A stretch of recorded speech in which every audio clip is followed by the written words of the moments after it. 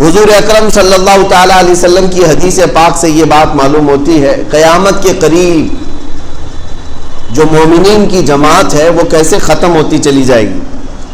فرمایا گیا پہلے اچھائیوں کا حکم دینے والے ختم ہو جائیں گے، یعنی جو پازیٹو حکم دیتے تھے، میاں تم یہ کرو تم یہ کرو، بھلائی کی طرف بلاتے تھے، یہ کم ہو جائیں گے، اور برائیوں کی طرف بلانے والے لوگ آ جائیں گے، ان کی کثرت ہو جائے گی۔ پھر چند دنوں کے بعد امت میں وہ جماعت آئے گی جو برائیوں سے روکتی تھی، وہ بھی ختم ہونے لگ جائیں گے۔ پہلے اچھائیوں کا حکم دینے والے چلے جائیں گے، وہ میں سمجھتا ہوں آلریڈی اب چلے گئے، چند لوگ بچے ہوں گے جو اچھائیوں کی طرف بلا رہے ہیں، دعوت دے رہے ہیں، ورنہ اکثر لوگوں کی عادت تو یہی ہے ہمارے نوجوانوں کی کہ برائیوں کی دعوت عام کی گئی ہے۔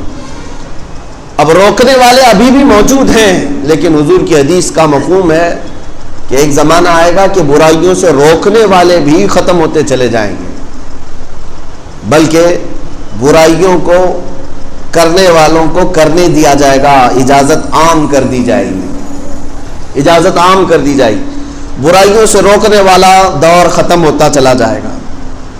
میرے عزیزو، اس کے بعد آخری زمانہ، میرے آقا صلی اللہ تعالی علیہ وسلم ارشاد فرماتے ہیں وہ دور بھی آئے گا جب لوگ برائیوں کو نیکی سمجھنے لگ جائیں گے، گناہوں کو نیکی سمجھ کر کے کرنے لگ جائیں گے۔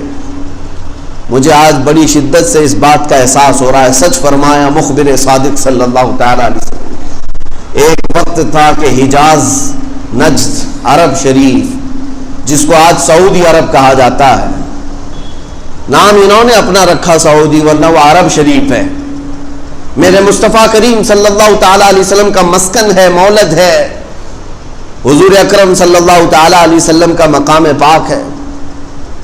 عربوں میں پہلے سے یہ رواج رہا کہ وہ برائیوں کو برداشت نہیں کرتے تھے، اچھائیوں کا حکم دیتے تھے۔ آپ کو پتہ ہے عرب میں چاہے وہ اب کی حکومت ہی کیوں نہ ہو، نجدی حکومت کے آنے کے بعد بھی وہاں ایک شعبہ، ایک ڈپارٹمنٹ قائم کیا گیا تھا، الامر بالمعروف والنہی عن المنکر نام سے، جس کا مطلب یہ ہوتا ہے کہ اچھائیوں کا حکم دینا اور برائیوں سے روکنا۔ قرآن پاک میں یہ لفظ آیا ہے، اس نام سے پورا ایک ڈپارٹمنٹ تھا، پولیس ڈپارٹمنٹ، اور ان کو فلی اتھارٹی تھی کہ نمازوں کی طرف لوگوں کو بلانا ان کا کام تھا۔ الامر بالمعروف والنہی عن المنکر والے ڈپارٹمنٹ، ان کی حیثیت اور ان کی ویلیو پولیس سے کم نہیں تھی، وہ کسی کو گرفتار کر کے جیل میں بھی ڈال سکتے تھے، ایک پورا ڈپارٹمنٹ تھا۔ شاید ہو سکتا ہے آپ لوگوں نے کوئی سعودی وغیرہ کے وزٹ کیے ہوں، پہلے تو جانتے ہوں گے نماز کے اوقات میں یہ اپنی کار لے کر کے گھومتے تھے، ساری دکانیں بند کروا دیتے تھے کہ نماز کے وقت تجارت نہیں، صرف عبادت ہوگی۔ عام گھومنے والوں کو پکڑ کر کے لے جاتے تھے کہ نہیں، اس طرح نماز کا وقت چل رہا ہے، باہر نظر نہیں آؤ گے۔ حتیٰ کہ غیر مسلم بھی جو وہاں کام کرتے تھے، ان نمازوں کے اوقات میں وہ تھوڑی دیر کے لیے اندر ہو جاتے تھے، شٹر بند کرتے تھے۔ تو یہ حالات تھے، ایسا نہیں کہ یہ انہی کے ہیں، بلکہ عرب میں پہلے سے یہ رواج رہا ہے نمازوں کا اہتمام کرنا اور دعوت دینا۔ یہ انہی کا ایجاد کیا ہوا نہیں تھا، امت مصطفیٰ صلی اللہ تعالی علیہ وسلم میں برسوں سے وہاں پر خیر کی دعوت دینے کا نظام تھا، اور برائیوں سے روکنے کا بھی معاملہ اتنا سخت تھا کہ چاہے وہ ترکی حکومت کیوں نہ رہی ہو، خلافت عثمانیہ کا دور ہو یا ان سے پہلے خلافت بنو عباس، خلافت امویہ یا خلافت راشدہ، ان سب زمانوں میں عرب میں حالات ایسے تھے کہ برائیاں کرنے والے کو اتنی سخت سزائیں تھیں کہ شراب پیتے ہوئے پکڑے جانے والے پر کوڑے لگائے جاتے، زنا میں اگر رنگے ہاتھوں پکڑا جائے تو اسے سنسار یا قتل کر دیا جاتا۔ بڑی سخت سزائیں تھیں، جو ڈر تھا قوم کے اندر کہ برائیاں نہیں ہونی چاہیے، زمین کے اوپر فساد نہ ہو، امر بالمعروف نہی عن المنکر پورا وہاں پر موجود تھا۔ حالات نے ایسے کروٹ لیا، یہ ہماری آنکھوں دیکھا حال اب کسی سے ڈھکی چھپی بات نہیں ہے۔ مشکل سے 5-6 سال کا عرصہ گزرا ہوگا، سعودی کو انہوں نے پورا یہودی بنانے میں کوئی کسر نہیں چھوڑی، پوری طور پر اس کو پلٹ دیا. اب وہ امر بالمعروف نہیں انل منکر یہ سب ختم, کچھ نہیں. نہ امام خطبے میں کسی برائی سے روک سکتا ہے, اگر کوئی ممبر پر روک بھی دیا تو اسے گرفتار کر کے اندر ڈال دیا جائے گا. میرے اندازے کے مطابق جنہوں نے مجھے خبر دی تھی وہاں کے رہنے والے 400 سے زیادہ علماء جیلوں میں موجود ہیں, صرف اس لیے کہ انہوں نے برائی سے روکا تھا اپنے خطبے میں. گانے باجے موسیقی یہ سب نہ کرو, اسلام میں حرام ہے. یہ سب ختم ہو گیا. یہ قیامت کی وہ نشانیاں ہیں جو امت میں سے ختم ہونے والی ہیں. امر بالمعروف ختم کر دیا, اچھائیوں کا حکم تو دینا ہی نہیں اب ان کو, وہ تو جا چکا تھا, لیکن جو برائیوں سے روکتے تھے اس کو بھی ختم کر دیا. ان ظالموں نے عرب شریف پر قبضہ جما کر کے اس پاکیزہ زمین کو جتنا ناپاک کرنے کی کوششیں اس زمانے میں کیا ہے اس سے پہلے کبھی نہیں ہوئی تھی. قتل و غارت تو ہوئی ہے عرب شریف میں, لیکن زنا کو عام نہیں کیا گیا تھا. ڈانس کلب کو اور ننگا پن اس طرح سے عام نہیں کیا گیا تھا. اتنی حیا اور غیرت باقی تھی مسلمانوں کے اندر. جنگوں میں لڑائیاں ہوتی ہیں اور قتل و غارت تو ہو جاتی ہے, لیکن حیا سوز اخلاق جو ایمان کا قتل کر دیتے ہیں وہ افعال آج وہاں پر پرمیٹڈ ہو گئے, اجازت شدہ ہو گئے. بڑے بڑے باہر سے بلا کر کنسرٹ کروائے جائیں, بڑے بڑے ایکٹر ایکٹریس کو بلا کر کے انہیں ننگا ناچ دکھایا جائے, مرد و زن کا اختلاط عام کیا جائے, عورتیں مرد ایک ہی ساتھ ناچیں. یہ وہی سعودی ہے جس میں آج ہر چیز رواج پا رہی ہے. وہاں بیچ بنائی جا رہی ہے جہاں ننگے سوئیں گے, اور انہوں نے سارے یورپین کنٹریز کے لیے اپنے ویزے کو عام کر دیا. 5 منٹ میں کوئی ویزا بنا کر کے سعودی جہاں چاہے گھوم سکتا ہے. اس خطے کو جو میرے آقا صلی اللہ تعالیٰ علیہ وسلم نے حرم قرار دیا اور فرمایا تھا کہ یہاں غیر مسلمین کا داخلہ ممنوع ہے, آج تک لکھا ہوا تھا, اب یہ اس کو بھی ختم کرنے جا رہے ہیں. عورتوں کا حجاب ختم ہو جائے, کچھ نہیں, جیسے رہنا چاہیں ویسی رہیں, پابندی نہیں ہے. نماز کے اوقات میں جو پابندی تھی اس کو بھی ہٹا دیا گیا کہ نہیں آپ نماز کے وقت میں اپنی دکان جاری رکھ سکتے ہیں, بازار کریں, جو کچھ کرنا ہے کریں. اسلامی ملک تھا, میرے مصطفیٰ کریم صلی اللہ تعالیٰ علیہ وسلم کا بسایا ہوا معاشرہ تھا. دنیا میں خرابیاں پھیل رہی ہیں, لیکن درد وہاں سے ہوتا ہے کہ جس پاکیزہ زمین پر میرے آقا آرام فرما ہے اس زمین کو ان ظالموں نے اپنے پنجوں سے برباد کر رکھا. اتنا ہی نہیں میرے عزیزوں, انہوں نے اذانوں کی آواز کو کم کروا دیا. کون غیر مسلم سننے والا تھا؟ 100% مسلمان تھے, لیکن حکومت کی طرف سے یہ پابندی آئی کہ اذانوں کی آواز کو کم کر دیا جائے, غیر ضروری ہے. جس کو اوقات معلوم ہے وہ خود نماز کے لیے چلا جائے گا وقت پر, تیز آواز سے اذان دینے کی ضرورت نہیں ہے. کن کن چیزوں کو یہ روکتے چلے گئے. یہ وہی زمانہ ہے جس کو میں کہہ رہا ہوں کہ برائیوں سے روکنا تو ختم, انہوں نے برائیوں کو نیکیاں سمجھنا شروع کر دیا. آج آپ کو پتا ہے پہلی مرتبہ تاریخ میں ان کی کرسمس ڈے پوری سعودی عرب میں دھوم دھام سے منائی گئی, دھوم دھام سے منایا گیا. اس میں باہر سے ایکٹر اور ایکٹریس اور گلوکار بلائے گئے. ابھی ہیپی نیو ایئر منانے کی تیاریاں ہیں.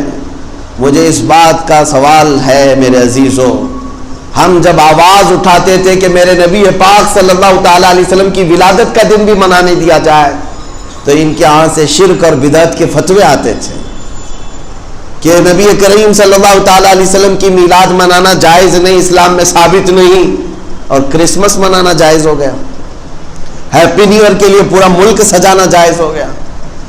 میں آج سے کافی سالوں پہلے سے اپنے خطابات میں یہ کہتا آیا کہ اے میرے عزیزوں, جن کو تم ظاہر میں دیکھ رہے ہو یہ بادشاہ حقیقت میں نہ ایمان والے ہیں نہ مسلمانوں کے مسیحا ہیں. ان سبوں کی لنک اسرائیل اور یہودیت سے جڑی ہوئی ہے, اس لیے کہ انہوں نے چن چن کر کے میرے آقا صلی اللہ علیہ وسلم کے تبرکات کو تو ختم کر دیا, لیکن یہودیوں سے ریلیٹڈ جو چیزیں ہیں سعودی میں اس کو آج بھی باقی رکھا گیا ہے. اس کو ہولی پلیسز کہہ کر کے یا محکمہ آثار قدیمہ کا حصہ سمجھ کر کے اس کو ریزرو کر دیا گیا. یہ حالات جو تیزی سے تبدیل ہو رہے ہیں، مجھے عرض یہ کرنا ہے کہ قیامت قریب آ چکی، اور اگر آپ بھی اپنے درمیان یہ 2 عادتیں چھوڑ دو گے تو تباہی کے دہانے پر جاؤ. ان کو مت دیکھنا کہ وہ پورے سعودی کو بدل کر کے بھی آج کامیاب ہے. کامیاب کچھ نہیں، وہ جہنم میں جانے کا راستہ بنا رہے ہیں. اللہ رب العزت جسے چاہے ہدایت دے، جسے چاہے گمراہ کرے، کسی پاکیزہ مقام میں رہنے کی وجہ سے نہیں. اگر مدینہ طیبہ اور مکہ مکرمہ میں رہ کر کے بے ایمان ہو گیا، دوزخ میں جائے گا، وہ جہنم میں جائے گا اگر بے ایمان ہو گیا. لیکن آپ اس کو آئیڈیل اور ماڈل نہ سمجھیں کہ سب کچھ تو وہاں ہو رہا ہے، اب یہاں پر بھی کر لیں گے. ان پر عذاب آنے والا ہے.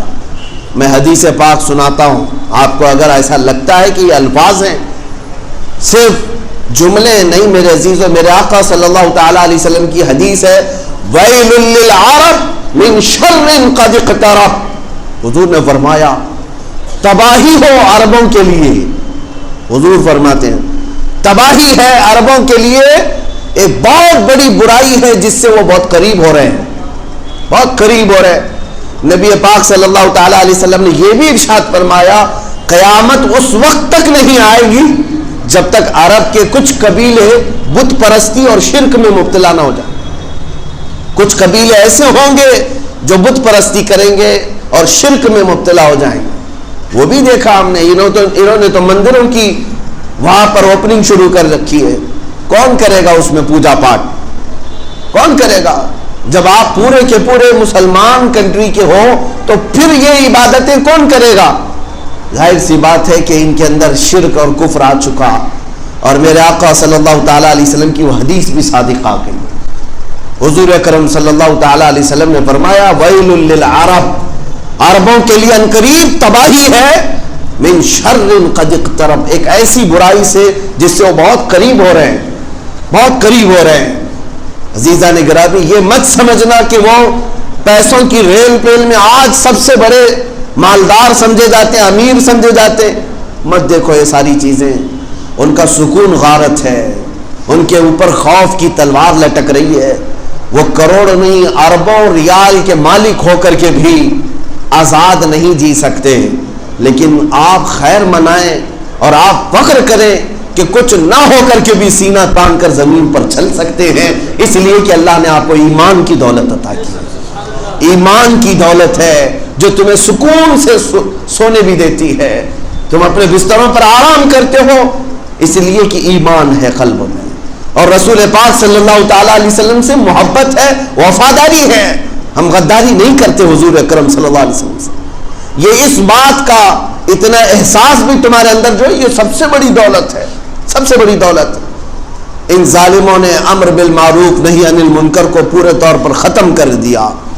اور اگر آپ بھی یہ 2 چیزیں اپنے قوم سے نکال دیں گے تو اسی تباہی کی طرف آپ بھی جائیں گے، اس بربادی کی طرف آپ جائیں گے. میں آپ کو بتاؤں، آج آپ اتنا ہی دیکھ رہے ہیں نا کہ پیٹرول ہے ان کے پاس، ڈیزل ہے ان کے پاس، سب کچھ ہے اور پیسہ ہی پیسہ ہے، پیسہ ہی پیسہ ہے. سارے لوگ یہ سمجھ رہے ہیں عرب میں جانا چاہیے، انہی کے پاس تو سب پیسہ ہے، ان کو صاف زمین پھاڑ کر کے دیا جا رہا ہے. اتنا ہی نہیں، اور بھی میرے آقا نے فرمایا ہے، اتنا ہی نہیں، صرف پیٹرول ڈیزل ہی نہیں ملا ان کو، گیس.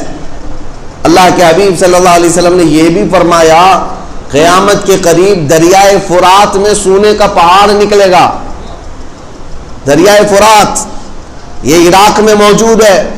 آج جہاں قتل و غارت ہے، نہتے لوگ ہیں، غریب ہیں، ان کے پاس بھی پیٹرول کی بہت بڑی قیمت موجود ہے، لیکن سب امریکہ چوس رہا ہے، کھا رہا ہے. ان کو اور بھی دیا جائے گا، اور بھی دیا جائے گا. حدیث پاک میں کہ دریائے فرات سے سونے کا پہاڑ ظاہر ہوگا.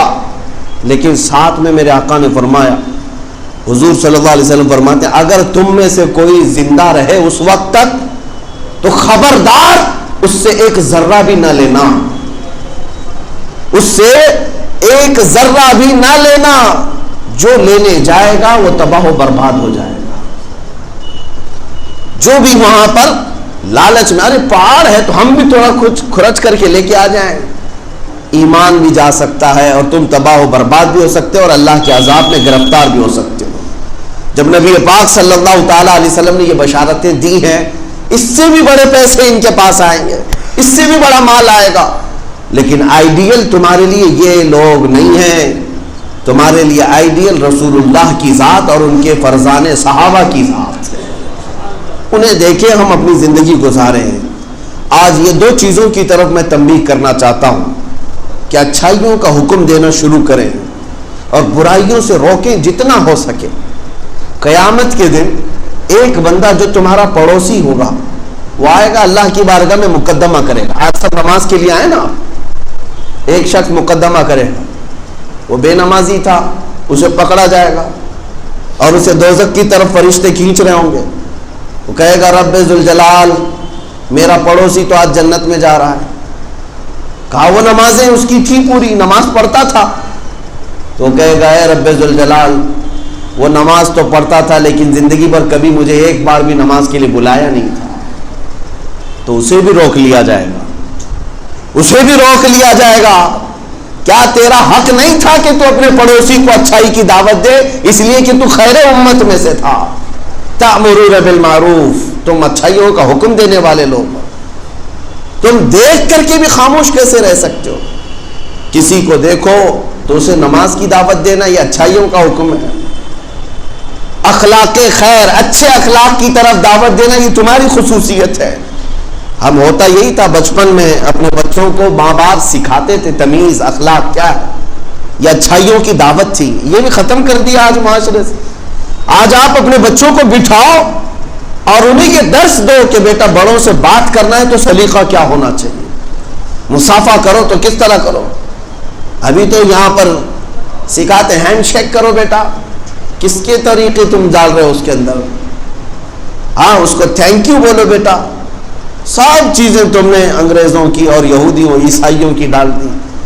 خاص طور پر میرے مصطفیٰ کریم صلی اللہ علیہ وسلم کی امت میں ہیں آپ، اس بچے کو بچپن سے ہی یہ تربیت، یہ اخلاق خیر کی دعوت دینی چاہیے۔ لقمان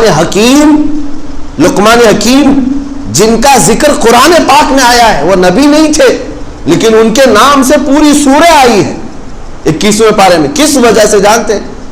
لقمان حکیم نے اپنے بیٹے کو جو نصیحتیں کی ہیں، اپنے بیٹے کو، وہ نصیحتیں تو اللہ نے قرآن میں بیان کر دیا۔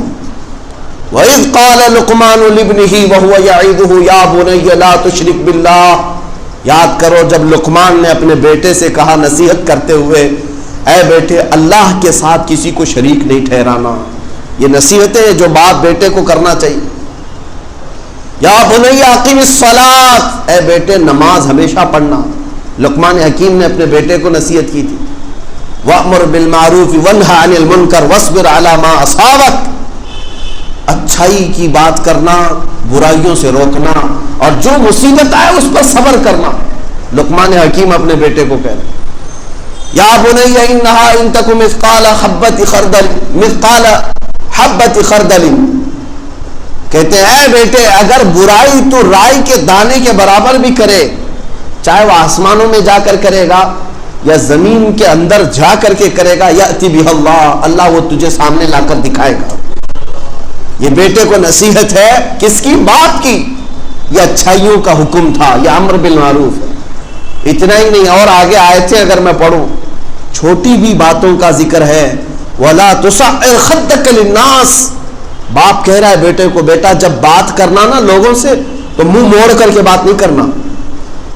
ہاں کچھ لوگوں کی عادت ہے، ادھر ہے یوں منہ کر کے بات کر رہا ہے پیچھے، یہ غرور اور تکبر کی علامت ہے، گھمنڈ کی علامت ہے۔ بات کرے تو عاجزی و انکساری کے ساتھ آمنے سامنے بات کرے، یہ قرآن کا حکم ہے۔ وَلَا تَمْشِ فِي الْأَرْضِ مَرْحًا، اور زمین پر اکڑ کر کبھی مت چلنا۔ باپ اپنے بیٹے کو نصیحت کر رہا ہے۔ وَاقْصِدْ فِي مَشْيِكَ وَاغْضُضْ مِنْ صَوْتِكَ، جب چلنا تو دھیمے انداز میں چلو، زور زور پیر پٹک کر کے نہ چلنا۔ کیا ہم نے بھی اپنے بچوں کو یہ تربیتیں دی ہیں؟ کیا ہم اپنے بیٹوں کو یہ خیر کی دعوت دیتے ہیں؟ نہیں، قرآن کے احکام ہیں یہ۔ وَاغْضُضْ مِنْ صَوْتِكَ إِنَّ أَنْكَرَ الْأَصْوَاتِ لَصَوْتُ الْحَمِيرِ، باپ کہہ رہا ہے بیٹے کو بات کرنا تو دھیمی آواز میں بات کرنا، اس لیے کہ چلا چلا کے بات کرنا اللہ کو ناپسند ہے، اور سب سے ناپسند آواز گدھے کی آواز۔ اللہ تعالیٰ نے فرمایا یہ سب باتیں لقمان حکیم نے اپنے بیٹے سے کی ہیں، اور اس کو قرآن میں اللہ تعالیٰ نے بیان فرمایا۔ یہ سب چیزیں ہم نے چھوڑ دیا۔ امر بالمعروف کبھی ترک نہیں ہونی چاہیے۔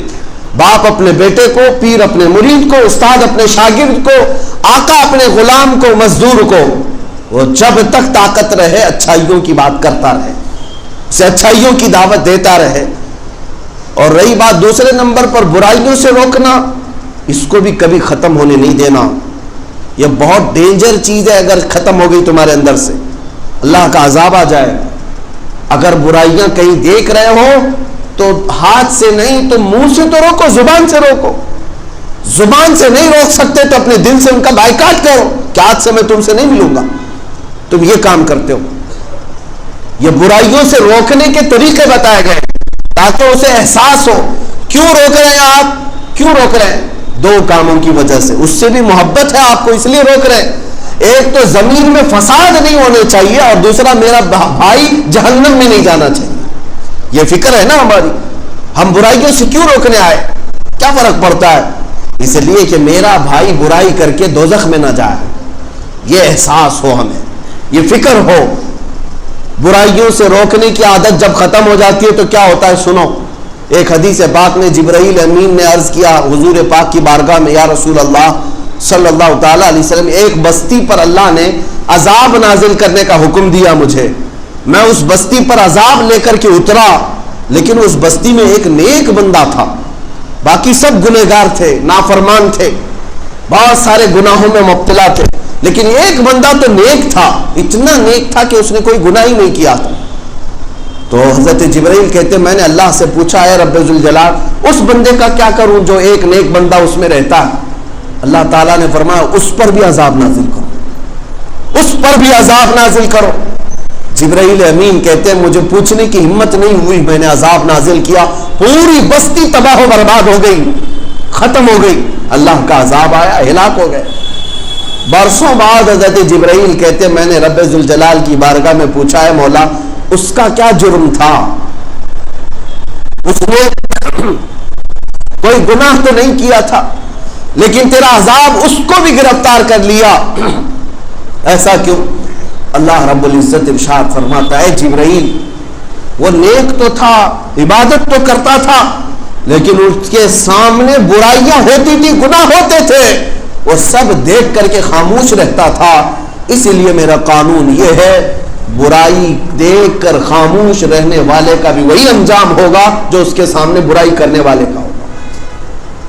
یہ چیز سخت ہے، برائیوں سے روکنا یہ امت کی خصوصیت ہے، ہماری خصوصیت ہے، یہ اسپیشلٹی ہے آپ کی۔ اگر یہ بھی چھوٹ گئی تو پھر امت کی کیا خصوصیت آپ کے پاس رہے گی؟ الحمدللہ ہمارے علماء کرام نے برائیوں سے روکنے کے لیے چھوٹے موٹے لوگوں کو ہی نہیں بڑے بلکہ وقت کے بادشاہ کو بھی للکارا ہے۔ اگر وہ برائی کر رہا ہے علماء حق نے اس کو بھی بولا ہے، اس کو بھی تنبیہ کی ہے۔ چاہے وہ اکبر کی بات لے لو، 48 سال حکومت کرنے والا ڈکٹیٹر، اور اس کے سامنے کس کی مجال تھی؟ لیکن جب وہ ایک خرابی کی طرف جا رہا تھا، ایک عالم ربانی مجدد الفسانی کھڑے ہوئے اور اسے للکارا اور اس سے کہا کہ تو گمراہ ہو گیا ہے، تو مرتد ہو گیا ہے، ایک نیا دین لا رہا ہے میرے مصطفیٰ کے دین کو چھوڑ کر۔ اس پاداش میں اس نے جیل میں بھی بند کیا، لیکن وہ عالم حقانی عالم ربانی یہ سمجھتے تھے کہ اگر میں بھی یہ ذمہ داری چھوڑ دوں تو پھر امت کا کیا حال ہوگا۔ اس لیے میرے عزیزوں برائیوں سے روکنا یہ اس امت کی خصوصیت ہے، چاہے وہ کسی کے بھی اندر آئے برائیوں سے روکو، چاہے وہ کفار و مشرکین میں آئے، ظلم کے خلاف آواز اٹھانا یہ حسینی کردار ہے۔ حضرت امام حسین کے چند بچے تھے، گھر پہ لے کر بیٹھتے، ایک یزیدی تو تھا، کیوں باہر آئے؟ اس لیے کہ آپ نے دیکھا کہ یہ خرابیاں آ جائیں گی امت میں۔ ایک عیاش طبیعت کا شخص جو فاسق و فاجر شراب نوشی کرتا ہے، وہ اگر آ رہا ہے امت مصطفیٰ کی حکمرانی کے لیے تو آگے بڑے نقصانات ہو سکتے ہیں. آپ آئے باہر اس پاداش میں، آپ کو اس کی وجہ سے آپ کو کیا کیا نقصانات اٹھانے پڑے، بچے، اپنی عورتیں اور گھر بار، خود اپنی جان سب چلی گئی. لیکن امت کی جو خصوصیت تھی برائیوں سے روکنے کی، اس سے امام حسین نے کبھی سمجھوتا نہیں کیا، کبھی سمجھوتا نہیں کیا. اے امت کے نوجوانوں، آپ کے لیے بھی یہ درس ہے کہ آپ میں سے جس کو اللہ نے طاقت دی ہے، وہ چھوٹی برائیاں ہوں بڑی برائیاں ہوں، روکنے کی کوشش کرو، روکو اسے. راستہ چلتے ہوئے ایسی آپ نے کسی کو زنا کرتے ہوئے دیکھا اور خاموشی سے ہنستے ہوئے چلے گئے، آپ کیا سمجھ رہے ہیں کہ وہ کسی اور کی لائف ہے، میں کچھ نہیں کر سکتا؟ نہیں، قیامت کے دن تمہاری آنکھوں سے بھی سوال ہوگا. تم دیکھ رہے تھے ایک شخص جہنم میں جا رہا تھا، کیا تم نے اسے روکنے کی کوشش کی ہے؟ الحمدللہ ہمارے ہاں پہلے ہمارے محلوں میں یہ عام رواج تھا، بڑے لوگ جو ہوتے تھے وہ بچوں کو ڈانٹتے بھی تھے، بلکہ کسی کا بھی بچہ غلطی کر رہا ہوتا تو مارتے بھی تھے. مسجدوں میں بھی ہوتا، لیکن اب وہ رواج ہی ختم ہو گیا. ہاں، اب کسی کے بچے کو چھو لو پورا گھر آ جائے گا لڑائی کے لیے. ارے میرا بچہ کیا کیا تھا آپ نے، کیسے اس کو پکڑ لیا، کیسے اس کو مارا؟ یہ ساری چیزیں کیوں ختم ہوئی ہیں؟ آپ یہ بڑھاوا دے رہے ہیں اپنے بچے کو شرارت کرنے کا اور برائیاں کرنے کا. بلکہ اگر کسی نے آپ کے بچے کو برائی پر ٹوکا تھا یا مارا تھا، بچہ روتے ہوئے آ کر شکایت کیا، تحقیق کرو کہ وجہ کیا تھی. یہ نہیں کہ غصے میں دشمنی نکالنے کے لیے اس کے پاس جائیں. تحقیق کرو کیا بچے نے حقیقت میں غلطی کی تھی، تو پھر جا کر کے جس نے روکا تھا اس کا شکر ادا کرو اور اپنے بچے کو اور تنبیہ کرو.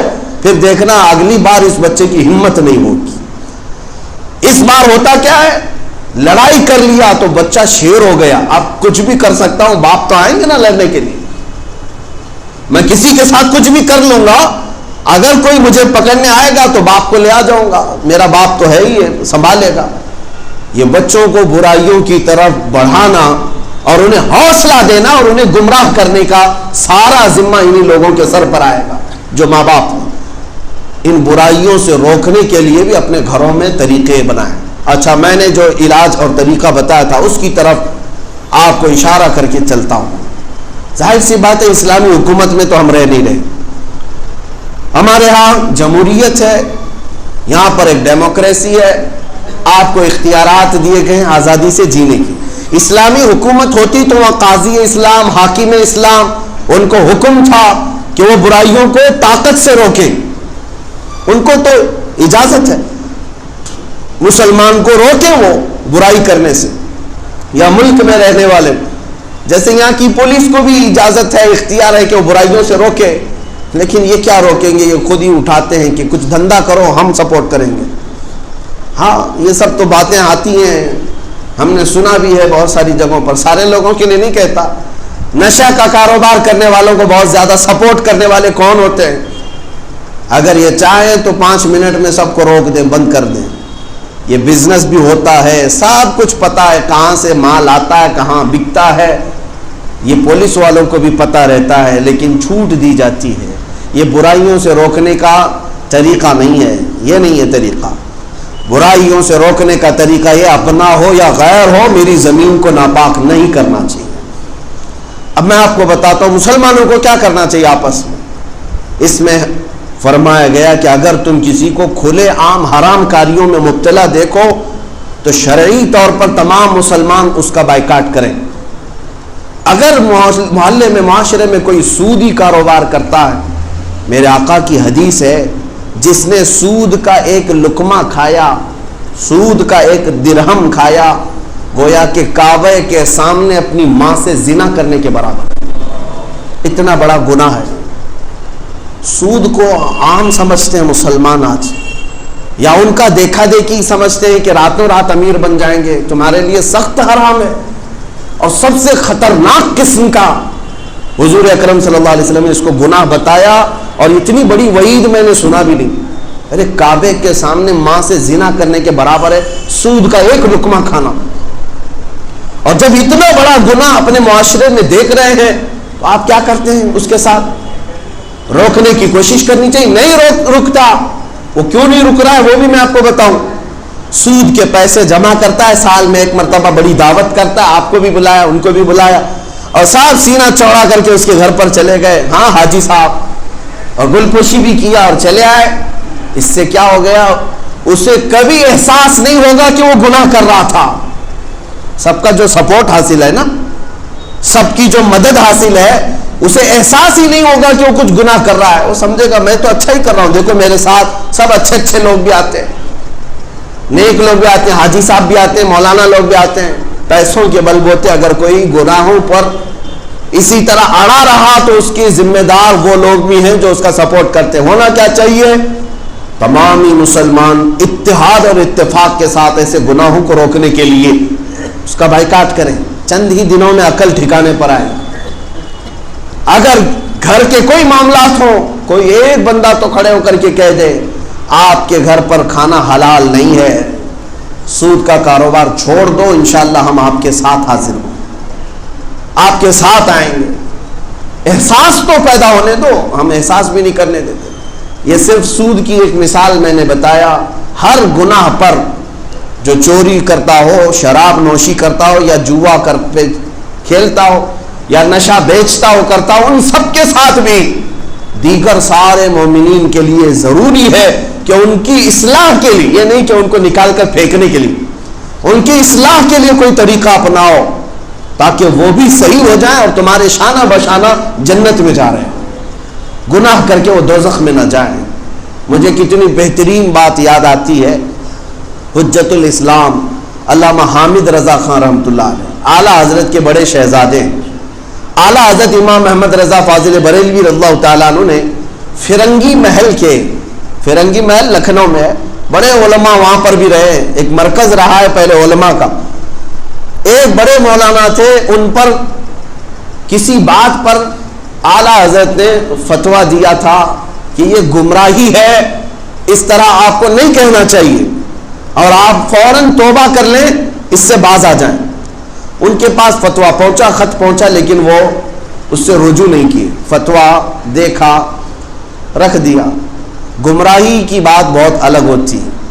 اتفاق ایسا ہوا کہ اعلیٰ حضرت کے بڑے بیٹے حجت الاسلام حامد رضا خان رحمۃ اللہ علیہ ایک کسی جلسے میں تھے، تو وہ فرنگی محل کے حضرت بھی اسی جلسے میں تھے، سٹیج پر آئے. ان کے ہزاروں کے مریدین وہاں پر تھے، فرنگی محل والے بزرگ کے ہزاروں مریدین ہیں، اور حجت الاسلام حامد رضا خان رحمۃ اللہ علیہ اکیلے گئے. تو جب وہ اسٹیج پر فرنگی محل والے بزرگ ملنے کے لیے آئے، علامہ حامد رضا خان نے اپنا ہاتھ نیچے کر لیا، کھینچ لیا اور کہا میں آپ سے مصافحہ نہیں کر سکتا، آپ سے میں مصافحہ نہیں کر سکتا، اس لیے کہ آپ نے گمراہی کا قول کیا ہے. جب تک آپ توبہ نہیں کریں گے، جب تک آپ باز نہیں آئیں گے. اسٹیج پر بیٹھی ہوئے ان کے ہزاروں مریدین ہیں وہاں پر، چاہتے تو حملہ کرتے، میرے پیر کی بے حرمتی کرنے والا یہ بریلی والا کون ہے؟ بے خوف ہے. کیوں؟ امت کی یہی خصوصیت ہے، امت کی خصوصیت یہ ہے. آپ نے مصافحہ نہیں کیا، ہٹا لیا، دور ہٹ گئے. اور اس کے بعد وہ بھی نفس پرست نہیں تھے، فرنگی محل کے وہ بڑے بزرگ تھے، وہ آئے، سارے لوگوں کو جمع کیا اور کہا اے لوگوں سنو، تم ذرا برابر بھی ان کے بارے میں بدگمانی نہ کرنا، انہوں نے جو حکم صادر کیا ہے وہ بالکل حق ہے. میں تم سب کو گواہ بنا کر اللہ کی بارگاہ میں توبہ کرتا ہوں، اور توبہ کا معاملہ میرا اور اللہ کا ہے. تم سارے لوگ بیچ میں یہ نہ کہنا کہ توبہ کیوں کیا، یہ میرا اور اللہ کا معاملہ ہے، میں اپنے رب کو راضی کرنے کے لیے توبہ کر رہا ہوں. توبہ کیا. اور جانتے ہیں اسٹیج کی بات ہے، اس فرنگی محل کے بزرگ نے توبہ کیا، اور اس کے بعد پھر پلٹ کر کے آئے حجت الاسلام سے کہا آپ تو مصافحہ کر سکتے ہیں. حامد رضا خان حجت الاسلام نے مصافحہ نہیں بلکہ فوراً ان کے قدموں پر جھک کر چوم لیا. اعلیٰ حضرت کے بیٹے ہیں، وہ فرنگی محل کے بزرگ کے قدموں کے نیچے جھک کر ان کے پیروں کو چوم لیا. یہ امت کی خصوصیت ہے. چاہے تو برائیوں سے روکے، اور جب کوئی توبہ کرے تو اس کو آر نہ دلائے کہ دیکھا ایسا غلط تھا میرے کہنے کی وجہ سے توبہ کیا. نہیں، ایک ہمارا بچھڑا ہوا بھائی جب واپس آ جائے، یقیناً اس کا قدم ہمارے لیے چومنے کے قابل ہے. بچھڑا ہوا بھائی جب آ جائے اسے عزت و احترام کے ساتھ گلے سے لگایا جائے. اللہ تعالی ہمیں خیر کی دعوت دینے اور برائیوں سے روکنے کی توفیق عطا فرمائے. مولا تبارک و تعالیٰ نے جو ہمیں خیر امت بنایا اس کا حقیقی مصداق بننے کی توفیق عطا فرمائے. وآخر دعوانا الحمدللہ رب العالمین. السلام علیکم.